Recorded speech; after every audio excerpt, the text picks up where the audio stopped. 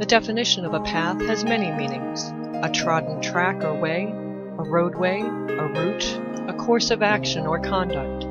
It can mean the course or direction in which something moves. A path can mean a way of life. It could also mean an itinerary. Now what if this path is not straight? It could be bent or curved. It could be raised to one side or uneven, winding, twisting, and turning. Isn't that what life is? An ever-changing path that we all follow in our own way and on our own terms? Come and join me, and together we can start walking the crooked path. Good afternoon, everyone, and welcome to Walking the Crooked Path. I am your host, Raven Wings, and today my very special guest is Mama Gina. Say hi, Mama Gina. Hi, Mama Gina. and we get the wonderful joy of her company because she's healing right now and not on the road, so she was a little easier to catch. Yeah. Life happens sometimes. Yeah. She's not an easy woman to nail down, guys. Trust me. She is constantly moving. And she's always doing something. So we are very lucky that we get her today. So you want to tell us a little story about why you're resting? Well, I will tell you that, and I'm not going to get all preachy here because I'm the last one to do that. I had a little medical emergency about 2.5 weeks ago. I had a toe infection, an infection in my toe that got completely and totally out of hand, and I wound up going to the ER, where I have been an undiagnosed diabetic for probably at least 5 years, and now I am officially diagnosed, and the infection was so bad in the toe that they actually had to take it. The funny and ironic side of this is that 10 months ago, I wrote a song called Nine Toes the Bard, and I am officially and truly Nine Toes the Bard now. I'm healing. I'm in St. Louis with a very dear friend who's putting me up, Amanda Bell. She and her family have graciously opened their home and are keeping me safe while I heal and recuperate. And before I can get released from the doctor's care, there has to be enough healing for that to happen. So I'm here for at least another couple of weeks, and they've just been great. And I'm so grateful that, of all the places I could have been, I wound up in St. Louis in a very, very good hospital with very good medical care there, and then a great community who's just kind of wrapped me up in their arms and in their good juju and been helping me out. So I'm just full of gratitude at this point. Life is good. Right. And this is a woman who opens her house up to all pagan musicians, correct? She does. We joked about it a couple of years. She started, she's been involved with the St. Louis Pagan Picnic for a number of years. And she has been one of the folks that has brought in musicians. And we joke about it that she's opened the Amanda's Home for Wayward Pagan Musicians because she just opens up her home to everyone that drives through and says, come, we'll make sure you figure out how to do a concert here. Last night, in fact, Suge, S.J. Tucker, Tricky Pixie, and we did a house concert here, and it was just so much fun. We filled up the backyard with amazing souls who really soaked up the music and shared energy, and it was absolutely incredible. Amanda is a beautiful woman, and she's really active in the community, and she loves her musicians, and we love her right back. And yeah, you gotta love that. I mean, because a lot of the pagan musicians don't go, thinking that they're gonna make all this kind of money, because you're not. You're not making loads of money where you can stay in these, 10-star hotels and stuff. Oh, yeah. You're doing this for the love of what you do, and that's one of the reasons I love pagan music so much. It's not to get how many albums I can sell and can I make it on, to a gold or a platinum record. It's, you guys do this for the love of the music. And that's amazing to me. We do it for the love of music. I have to tell you that we do need to sell CDs. Oh, yes. To keep gas in the car and to make payments and eat, yes. Yeah, the cell phone, and even me, I don't have a home per se, so I don't have a lot of bills associated with that, but I have to, my truck needs repairs, and I have to get gas money to make sure I get to the next gig, and I do have to eat. And I love, love, love what I do, and I would be making music in a corner in the dark if there were nobody to listen and nobody to ever buy any of it. But for me to be on the road and to share what I do at the level that I do need to make a little bit of that green stuff. Oh yes. And I love that my community does support me that way. And in fact, it's been kind of funny. A few people have said, well, are you going to do a Kickstarter so that you can pay the hospital bills and all of that? Because, boy, do I have some hospital bills from the past couple of weeks. Mm-hmm. And I said, you know what? I said, I don't want to do that. I just want to sell my music. People buy my music, and that's the way you can support this independent pagan musician. So exactly. We're going to make it happen that way. Yeah, and I mean, you'll get it paid. I know that there's enough pagans out there. You'll get it paid. I'm loving them. Everybody's being beautiful. So yeah, we're a great community. When did you first start playing music? Well, actually, I've played music my entire life. Mm-hmm.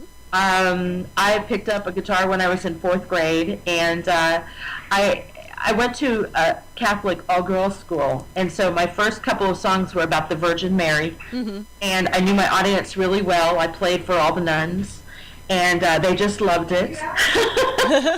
Well, that's good. I'm still writing about the goddess now. Go figure. But I played my whole life. By the time I was 16, I was working full-time playing music.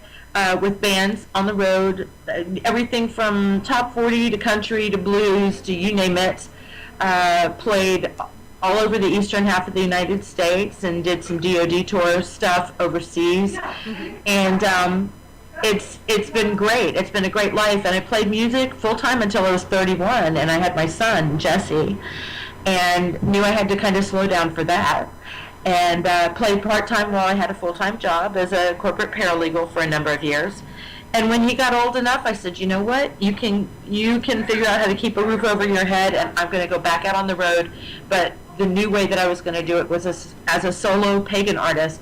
I'd never played by myself before on stage, mm-hmm. and the music that kind of kicked this off started in about 2008, 2009 at a couple of PSGs that I went to, where I actually started writing the music of my heart.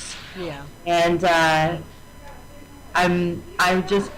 feel so blessed that I get to do what I absolutely love. I feel most days that I'm in perfect alignment with the universe and what I'm supposed to be doing, and that's sharing this music with everybody that I meet. And I love your music, and I know so many people do.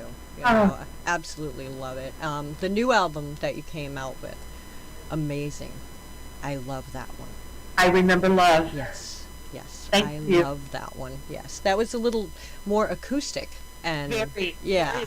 In fact, the whole concept behind that, because I did release 2 CDs last year. The first one was Solitaire, and it was early in the year, and that one took about 2.5 months and a great chunk of my budget to do, because we did a lot of production on that one, and the songs deserved it. Yes. And I was thrilled to do it. Well, when I wrote a lot last year, and as I was writing, there were these songs that were just a collection of songs about relationships and love, and I had this compulsion almost to release a CD, but I really wasn't in a position where I could do a big produced album again. Mm-hmm.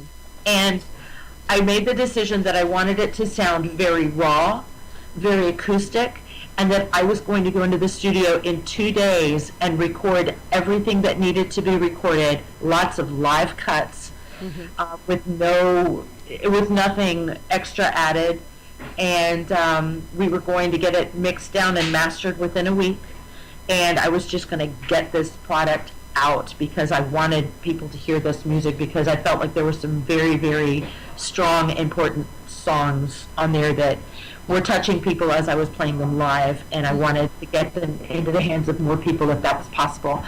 And I came away with I Remember Love, and I feel so strongly that it was exactly what I needed to do with those songs, just like it was exactly what I needed to do with the songs on Solitaire. Sometimes the songs really dictate how you approach a project. Yeah, exactly. And one of the songs on Solitaire, Mama Gaia's Going Through Menopause, I absolutely love that song. I absolutely love that song. Because we do need that humor in there, too. You know what I mean? We need to, it's reality, but it's humor, too. And it's awesome. We really do. And I tell the story, I joke about it, but the truth is that when my son started going through puberty, I started going through menopause. I was in the years of menopause, and it was not pretty. It was not funny. There were two very hormonal human beings in the house. And we had many conversations about how we were not necessarily responsible for the things that we were feeling, but we were responsible for our reactions and our behavior. And that applied not just to him, but to me as well. But I also reminded him that I still outweighed him at that point and that I would win. And right. He's sole survivor. And both of us made it through the process. But Mama Gaia's Going Through Menopause was born of that experience, but also me thinking about the planet and global warming, and what if our planet is simply going through a menopausal period? Right. And it's not nothing to laugh at. Trust me, I'm there. So, you know, I've always been cold, you know, so I was like, oh, menopause, you get hot flashes. Great, I'll finally be warm. No, it's not like that. It's not like, oh, I'm feeling warm. No, it's, oh my God, I'm drenched in sweat and I need a shower. Why? I didn't get hot flushes, hot leaks. Yes. You know, you just walk around just dripping sweat. It's all good though. You know, I made it through it. I didn't kill anybody that I'm going to tell you about. And I got some great material from it. Yeah, exactly. See, mine always hit at nighttime while I was sleeping, so that includes changing the sheets, and you know, it's like, this is ridiculous, you know. It wasn't enough that, you know, the goddess thinks it's funny that, you know, we have to go through puberty, and then, you know, having to have, you know, your menstruals, and then having children, and then, you know, now you're thinking, oh great, you know, it's all over with, I don't have to deal with it. No, we have one more for you. Let's have menopause. Right. I'm like, really? So, yeah. But we are going to play that song right now for those of you who haven't heard it, because you really have to hear this song. I love this song. And when we come back, I'm going to pressure her with more questions. So don't go anywhere. Stay tuned.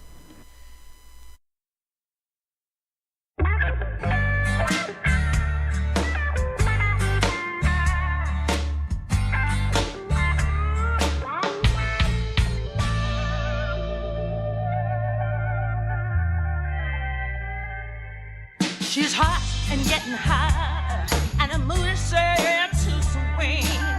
We all run for cover, 'cause any little thing will get her hot and bothered and make her bear her claws. Mama Gaia's changing, yeah. Mama's rearranging. Mama Gaia's going through menopause. You can call it global warming, blame it on the man, cutting down the forests and paving what we can. I'm telling you, get ready, no matter what the cost, 'cause Mama Gaia's sweating, and there ain't no forgetting. Mama Gaia's going through menopause. I'm going through the change myself, it's my advice to you. You will do what Mama says if you want to live. I have me some night sweats, and I will tell you true, there ain't enough St. John's wort on this whole wide planet, baby, for what she's going through.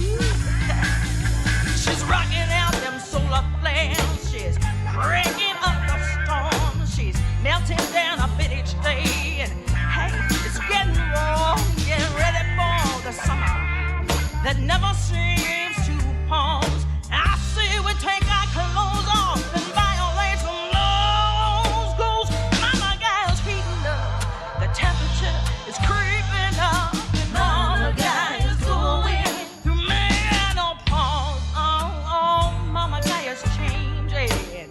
Mama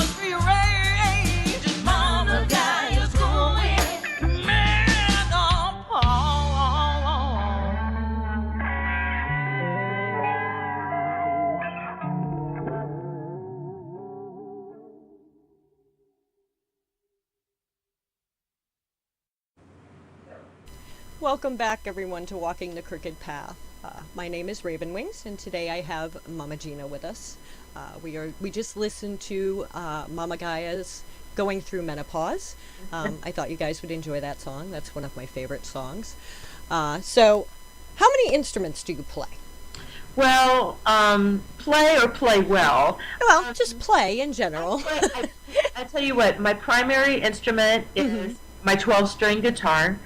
It's an acoustic guitar. I absolutely love this thing. One of the decisions I made when I went solo was that I needed something to really fill the space if I was going to be alone on stage for most of what I do.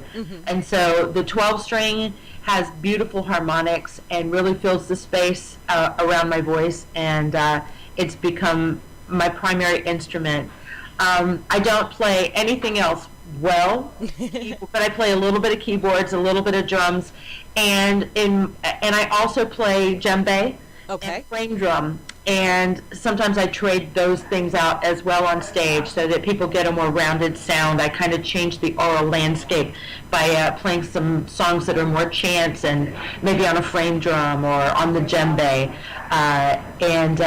Those are probably the three primary things that I play. I play a little bit of keyboards, but that's too heavy to carry on the road for me. Yeah.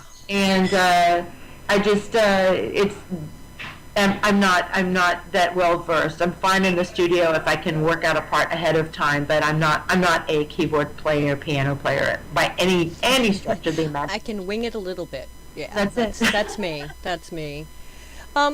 What do you do to relax? Relax. Yeah, that wonderful word. What's that? No.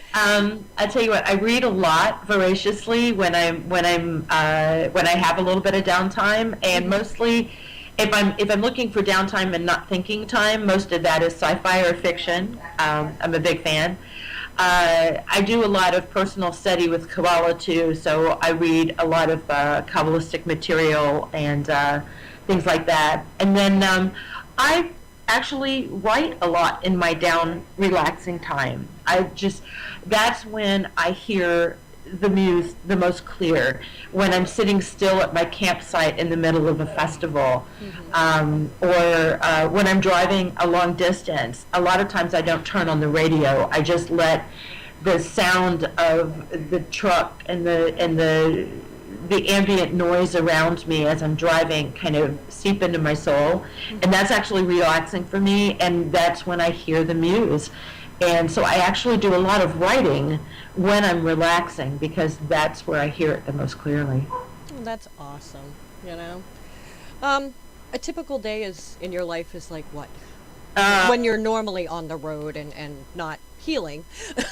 One of your typical days. My typical day on the road, if I'm driving, I'm driving. That's probably an all-day thing. I'm either I'm driving all day. I'll stop and do the usual things that you do.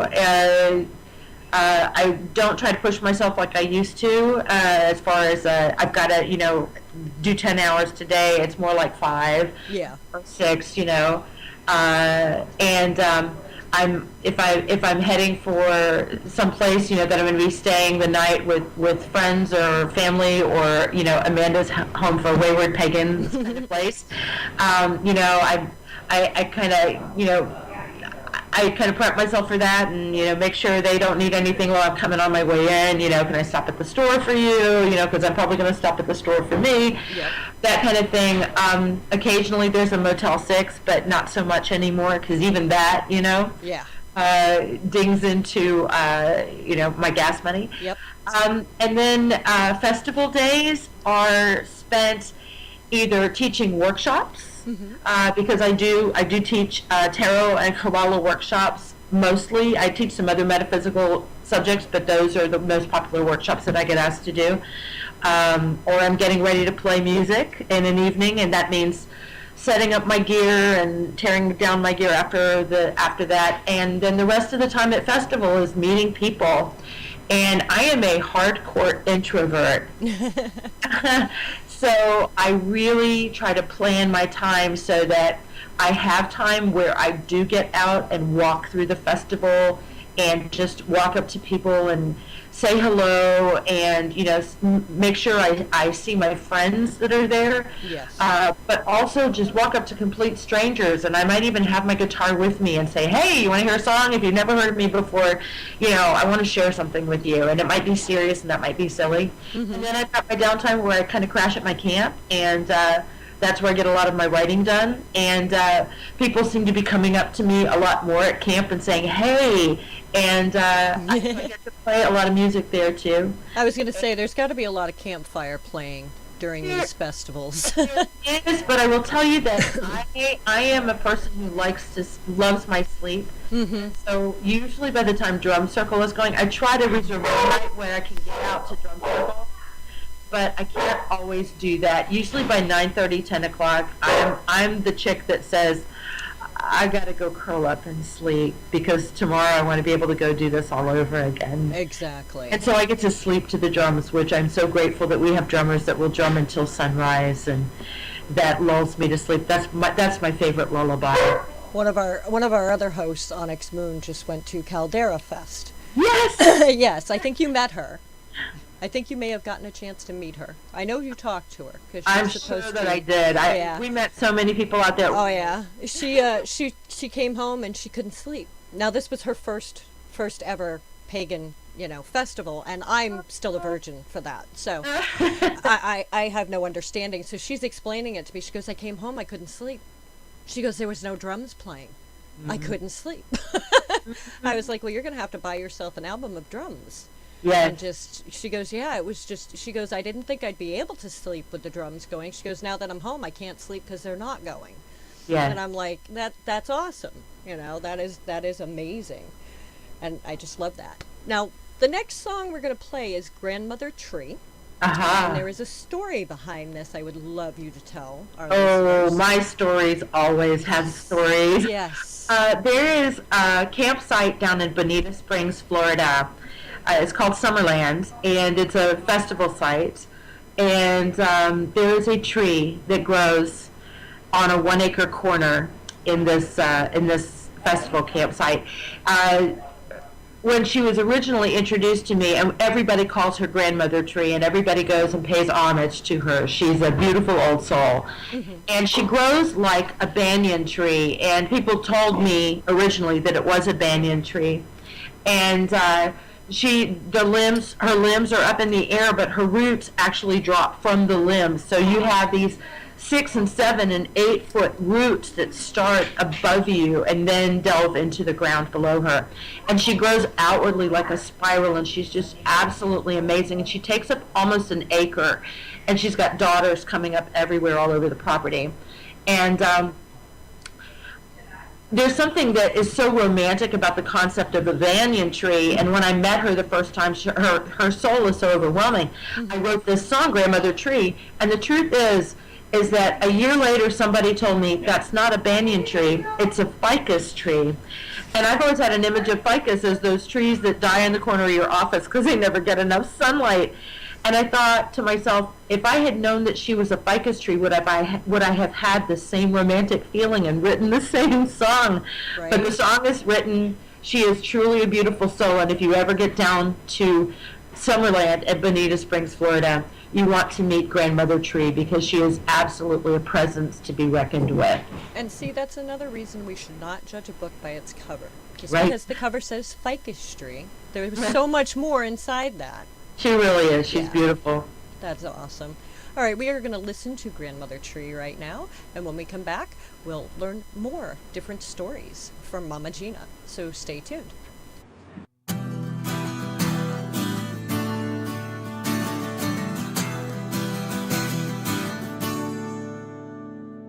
Grandmother stands with her daughters nearby, some of them fallen and some of them true. Depends on the rain and the sunlight that flows, if her footsteps take 10 years or 2.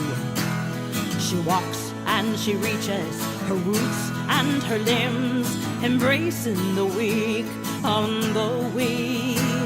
She journeys from center, upward she spins. She travels and ever she stays. She was born of a mother who fell in a storm, a fire that crackled with light. An orphan, she reached for the roots of her kin, as slumbered a long winter's night. She drank in their memories, she swallowed their bones, and awoke in the spring to the sun. For the light that can kill you can also bring hope, and the grandmother she would become. Call her goddess, call her ancient one, the woman who walks in the wood. She is crone of the grove, leaf, root, and limb, and she still stands wherever she stood. The spider, the beetle, the burrowing oak, the coon and the doe and the bear, they leave their mark, she erases in time, as if they never were there. The cricket, the frog, the falcon, the wren raise their voice in continuous hum. Their lives are too short for her to attend, yet grandmother tree is their home. Call her goddess, call her ancient one, the woman who walks in the wood. She's crone of the grove, leaf, root, and limb, and she still stands wherever she stood. Now the path has been paved, and the travelers it brings mark their progress in seconds, not years. But their roots will not hold through the aeons, she knows, and grandmothers shed no tears. Or they may revere her or stand at her guard. They may wield the blade that hastens her fall. She slumbers and sings a green lullaby soft to the child at her heart who will outlive them all. Call her goddess, call her ancient one, the woman who walks in the wood. She is crone of the grove, leaf, root, and limb, and she still stands wherever she stood. Call her goddess, oh yeah, call her ancient one, the woman who walks in the wood. She's crone of the grove, leaf, root, and limb, and she still stands wherever she stood. Call her goddess, call her ancient one, the woman who walks in the wood. She is crone of the grove, leaf, root, and limb, and she still stands wherever she stood. She still stands wherever she stood. She still stands wherever she stood. You know, I love good songwriters. Melissa Etheridge has always been such a huge influence. But I listen to everything. I love Seal. His songwriting, I think, is absolutely brilliant. Everything he's ever done just blows me away. And stylistically, I'm a huge blues fan. Mm-hmm. I tell people I was born singing. That was it. In fact, I came out of the womb singing pretty much. My grandmother used to get upset with me because she would be driving me to school and I'd be just randomly singing. And she'd say, if you can't sing a song from start to finish that I know, just shut the hell up. My grandmother was kind of a rough character. And, of course, I never did. I sang my whole life. But I found my voice when I lived in Memphis for a year. I was introduced to a lot of old Stax musicians from the old Stax label. Yes. And they were also blues musicians. And they just kind of enveloped me and took me into their arms. That was my first real community of musicians other than the bands that I had been in. I had this entire city full of these older, most of them were of color, but they didn't care that I was the white girl. They invited me to sing with them and to play with them, and I would literally walk into clubs where I was the only white girl for a 2 or 3 mile radius, and walk into the club, and they'd say, "Come on, Gina, come on up and sing with us this set." And the people in the audience would just stare me down like I didn't belong there. But by the time I was done, I'd be stepping off the stage with the support of all these wonderful, amazing musicians behind me, and people would be saying, "Not bad for a white girl." Right. And I found my voice in Memphis, and even now, it almost doesn't matter what I do, but there's a little bit of that blues inflection, whether I'm trying for it or not, because it's just a piece of my soul. I resonate with that blues thing so very much, and those people, those musicians, most of them, I can't even remember most of their names. One particular influence was Michael Tolles, and he was the guitar player. At 14 years old, he was the guitar player on Isaac Hayes' Shaft. Oh, wow. And he really took me under his wing and took me into the studio and helped me grow. 19, 20 years old, I'm in Memphis, and I'm playing with all these different bands and playing with these incredible musicians that just took the time to teach me so very much.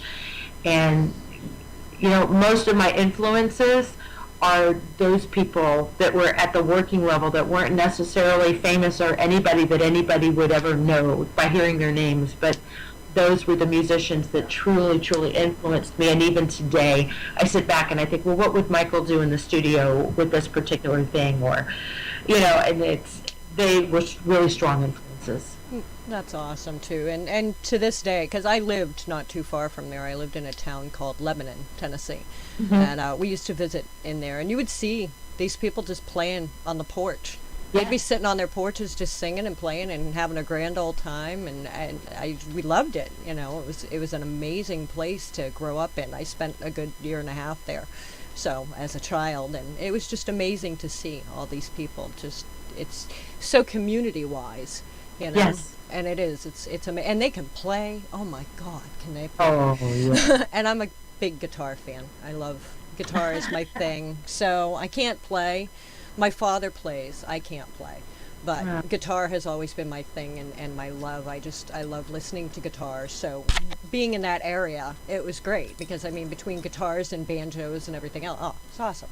It was awesome. It's funny that you say that. In the last 3 years, when I'm in Florida, I've been spending a lot of time with the Florida folk musician community, and they've embraced me in the same way, and I'm learning so much from them. And I've actually learned a lot about songwriting. And, you get to a point where you think, oh, I got this, and then you meet someone who's just so stellar and so far beyond any level that you've ever conceived, and you back right up and you go, oh man, I just have to shut up and listen to these people because they're going to teach me so much more. And I love being surrounded by a community that is so incredible and so willing to share their knowledge. Oh, yes. And it's just such an honor and kind of a responsibility because you know that at some point you're going to be the person that passes that along. And I don't think that I'm good enough to do that yet, but I can see the day where the crone kind of steps through and says, "All right,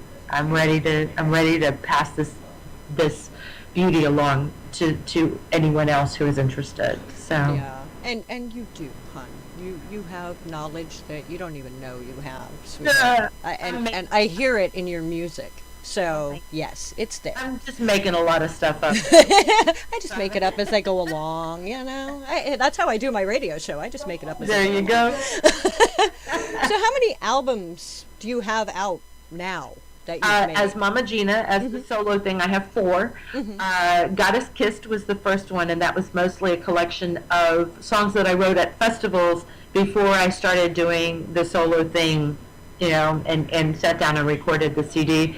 My second CD is The Undertaker's Daughter. Ooh. And I really am the Undertaker's daughter. My dad was a funeral director, and I spent my formative years, very early years, growing up in the back of a funeral home. That's where the family lived, which explains a lot about me. You have no fear of dead bodies, I'm sure now. None whatsoever. Yeah, I had friends who owned Lundquist Funeral Home in Florida, and I had no fear till one sat up. And they had not told me that sometimes happens. That could happen, right? Yes, I did not know that. So, needless to say, there is no haunted house out there that could scare me anywhere near what that did to me. So, yeah, I mean, and I was almost a Halloween baby. I was born the day after, so Halloween's always been a time of joy for me. And my grandson was born there on Halloween. So, I love all that spooky stuff. Very fine. Oh, yeah. Well, Undertaker's Daughter has more transformative, deeper songs on it. Mm-hmm. And then Solitaire, Mm-hmm. early last year was released, and that's joyful and fun, and it's my favorite CD to listen to in the car of mine. If I'm going to listen to my own music, that's the one I usually pop in when I'm driving. I was going to ask if you actually listen to your own music. Well, I do, because sometimes I might go several months without playing a song that somebody will request, and I have to go back and listen to what I did because I can't remember. Right. So I have to kind of sit down and go, oh, yeah, okay, I remember that song now. I'm going to go play that. Yes. So I do occasionally. I don't make it a big habit to listen to my own. Listen, I've got such a beautiful collection of music. Before Caldera Fest I did. Now after Caldera Fest I have an even bigger collection Oh, yes. of amazing pagan artists, and I spend a lot of time listening to that.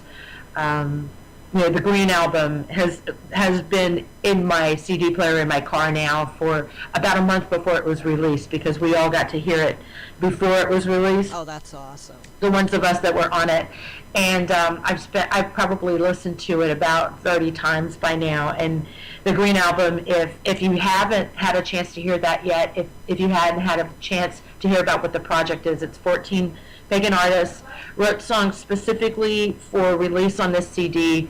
About environmental issues, about Mama Gaia, about the earth, about the planet. And my contribution is Due North, which is a song that's a kind of an angry reaction about an open season on the Florida black bear last year. Oh, I remember that. Yes. Yeah, and it's an amazing CD that gets better and deeper with every listen. I was honored to be part of that project. And 25% of the proceeds of all sales are going to the Rainforest Trust, which is an amazing conservation and outfit that purchases acreage of land that either needs to be preserved or needs to be reclaimed. So they're kind of saving the planet 1 acre at a time, and us musicians are helping to do that by one song at a time. And it's definitely worth it. Find one of the musicians that's on the CD, order it from them, get it at one of their shows. It's so worth having. It's available for download on CD Baby.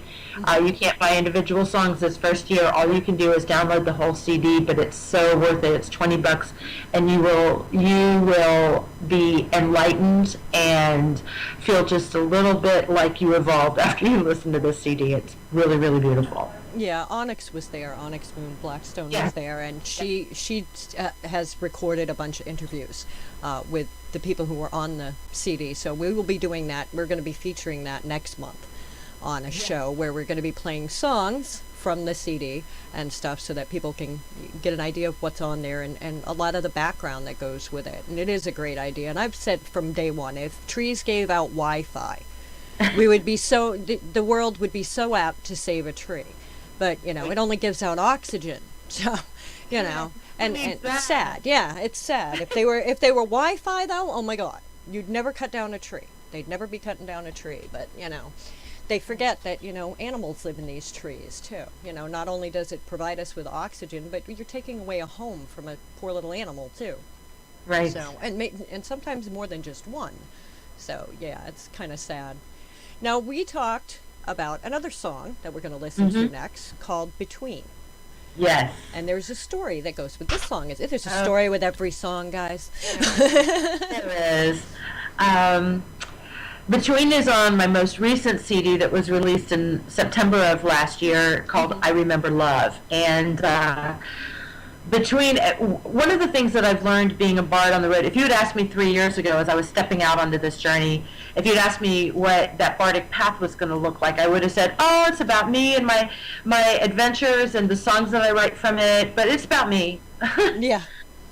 The bardic path is so not about me. I have found that staying in people's homes and sitting at my campsite and people coming up to me and telling me their life stories and listening, deep listening, because conversation is not about talking. Conversation is about active listening. And I have learned that is one of my superpowers. And I had some friends early last year, a number of friends in the trans community who are in varying stages of this transition that they are going through. Either male to female, female to male, or they've decided to stop somewhere along the way and say, this is who I am and this is where I'm going to stay. And the only thing I'm asking for is that people love me and accept me for who I am. And they told me some deeply moving stories and some horrific stories and everything in between about how horrible people can be and about how beautiful people can be. And I sat down after one of these 2-hour listening sessions because I'm 110% comfortable in my own skin. I could not have written this song without hearing someone else's story. Yeah.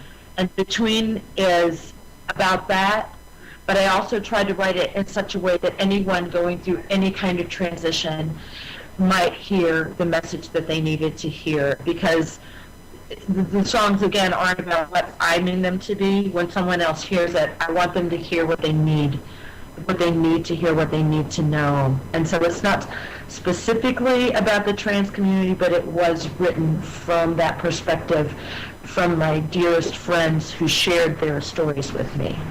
And that's beautiful. So everyone listen to Between, and we will be right back.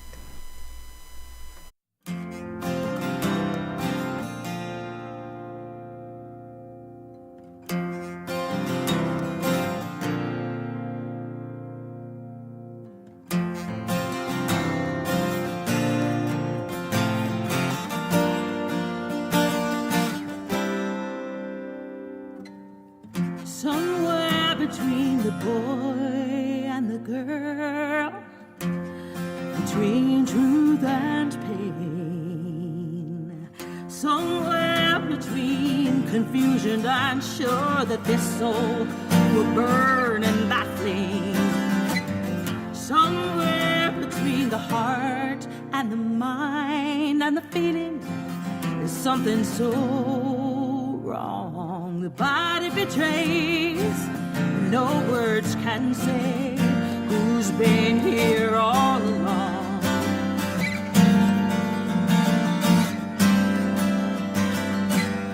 Somewhere between a woman and man, the world out there and the real deep inside. Living between, it ain't no way to live, but we do what we must to survive. Somewhere between the religion and the spirit divine in your breast, all caught up in that illusion that what everyone else thinks is best.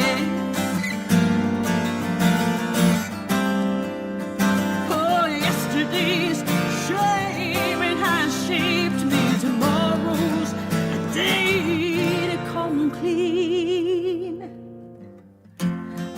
Today will you love me? Please don't judge me, 'cause I'm just learning to love me, and I'm not ready yet to be seen. Let me stay here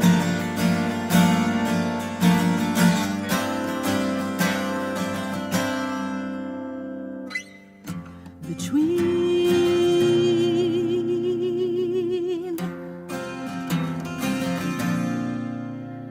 Oh, somewhere between who I have been and the person I'm learning to be. Oh, I gotta live this. I don't need your forgiveness, and I make no apology. Oh, yesterday's shame and has shaped me tomorrow's day to come clean. Today, when you love me, please don't judge me, 'cause I'm just learning to love me, and I'm not ready yet to be seen. Let me stay here.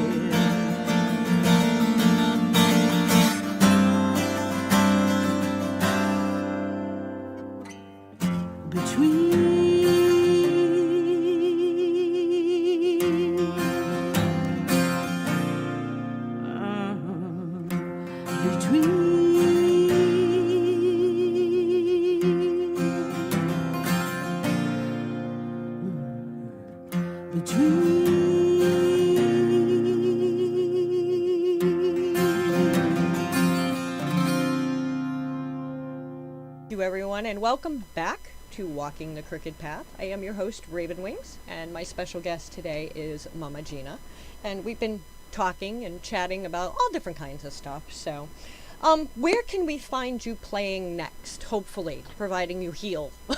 Well, I'll tell you what, in August, I will be back on the road, no doubt. I will be fully healed and ready to tackle the road by then. And that finds me at Hawkfest at Karen in Tennessee. I'll be playing in South Carolina at the end of August at the Lou Games, which is a private event, but it'll be up on my, if you're in upstate South Carolina, you can probably find a way to get your way there. And then I start traveling westward. I will be coming back through St. Louis. I will be going to Nevada, yes? Is it Nevada? No, not Nevada. Nebraska, the other end state. Okay. I'll be going to Nebraska. I'll be playing in Lincoln. I'll be playing in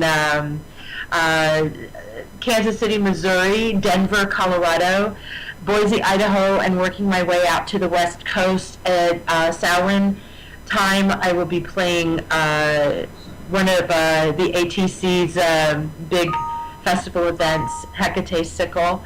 And then I'll be working my way down California and across I-10 to come back to Florida before the snow hits, hopefully, because I'm a Florida girl and I don't do ice and snow. Right, and you will be doing a house party at Carissa Itzkowicz's house. Yes, really, I'm so excited about that. That's going to be in August, and if you're in the area, and you can find out information about all of this at my website, mamaginamusic.com. That's MAMAGINA music.com.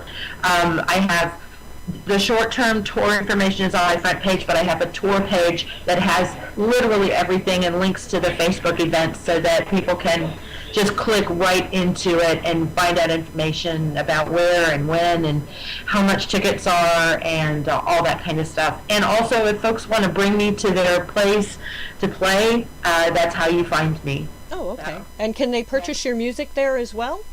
They can find the CD Baby links through there. Okay. CDBaby.com. I'm also on iTunes, Amazon.com. You know, if you can't afford to purchase my music, go to Spotify and just put that stuff on repeat because I get a penny a play, and I'll take those pennies too. Right? Every penny does help.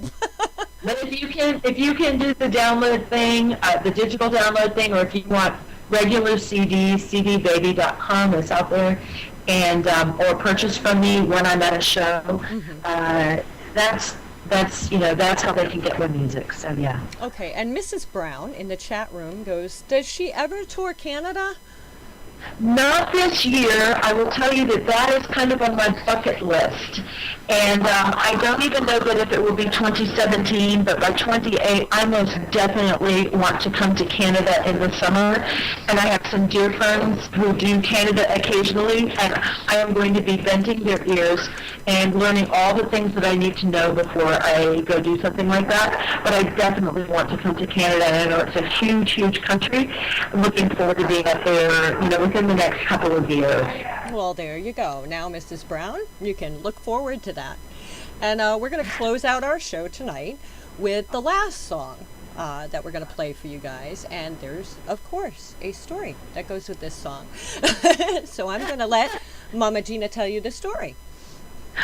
Of course I will, because there's always a story. I have friends around the country that tour different kinds of festivals, not just pagan festivals, but different kinds of flow festivals and enlightenment festivals, and they do hug workshops.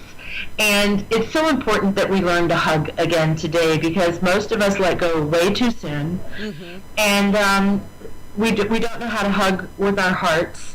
And there's some of us who hold on just a little too long, and it gets creepy. And yeah. But this next song, Mama G's Travelin' Hugs Workshop Show, is inspired by my friends and dedicated to my friends who teach hug workshops. I absolutely love it when I get to do this song live, because I actually stop midway and say, oh no, you have to get up and hug each other, and pass that stuff around while we're doing this song, and I get people to sing along. And it's so much fun to do, and it brings a smile to my face every time I do it, and I love watching people's reaction as they start hugging each other in the middle of the song. It's a lot of fun. That's amazing. All right, so now, before we close out, I'm going to leave you guys with this song. You know now where to contact Mama G to find out information and stuff. So, check out Facebook, her website, everything else. So you can get these songs and request where she's going to be, or if you want her to play somewhere near you, request her. And Raven Wings, thank you so much for having me on the show, and thank you PBN Radio for doing what you do, supporting musicians that are out there working their fannies off to make sure that souls get fed. Yes, and we have a lot of souls out there that need feeding. There is a lot of hate and discontent, and we need more positive out there. And the pagan music community can bring that to us, and we love it. That's why we're here. We love it. All right. Thank you, everyone, for listening. And don't forget, I'll be back with you on Thursday at 7 p.m. Have a great day. That's right. It be like this be love, and it's all love. It be like this be love. It be like, oh baby, this be love. It be like, oh baby, this be love. It be like, this be love.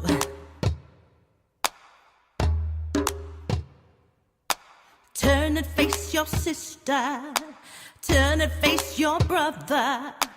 Open up your arms, wrap them around each other. Open up your hearts and minds and let your spirit flow. It's Mama G's Traveling Hugs Workshop Show. Give it up now.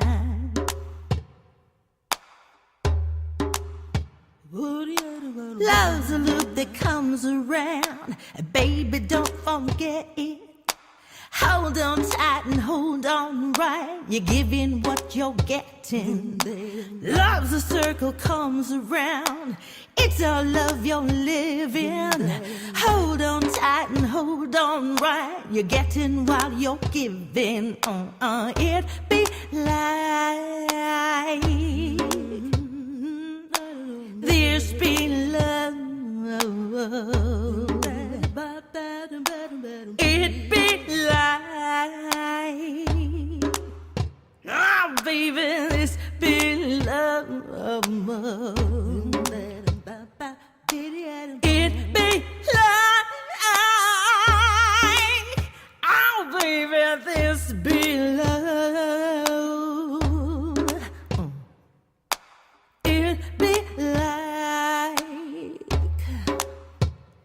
this be love.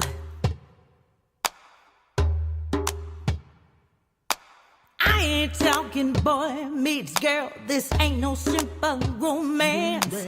Find the spirit next to you and hold it in a slow dance. Right to right or heart to heart, let your spirit flow. It's Mama G's traveling hugs, workshop show, give it up now.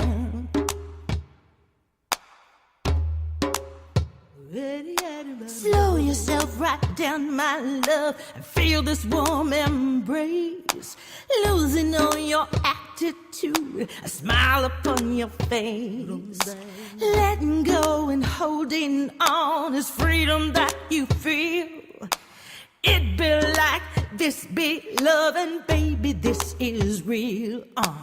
It be like this be love. It be like, oh, baby, this be love. It be like, oh, baby, this be love. It be like, this be love. Sing it with me. It be like, this be love. It be like, oh baby, this be love. Like you mean it. It be like, oh baby, this be love. It be like, this be love. We're going home now. Here we go. It be like, oh baby, this be love.